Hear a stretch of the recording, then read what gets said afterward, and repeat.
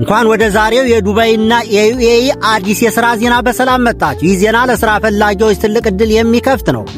በ2026 በዱባይ የሥራ ገበያ በጣም እየተነሳ ነውና ብዙ ኩባንያዎች አዲስ ሠራተኞችን በኃይል እየፈለጉ ነው። በኮንስትራክሽን፣ በሆቴል፣ በሽያጭ ሠራተኛ፣ በሴኩሪቲና ኤርፖርት ዘርፎች ብዙ የሥራ ዕድሎች ተከፍተዋል።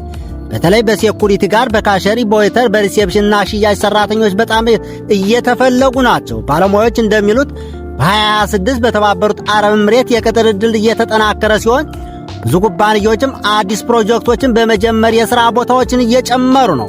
በአጠቃላይ ዱባይ ዛሬም ለሥራ ፈላጊዎች የዕድል መሬት መሆኗን እያሳየች ነው። ዝግጁ የሆነ ሰው ዕድሉን በፍጥነት ሊያገኝ ይችላል። መልካም ዕድል።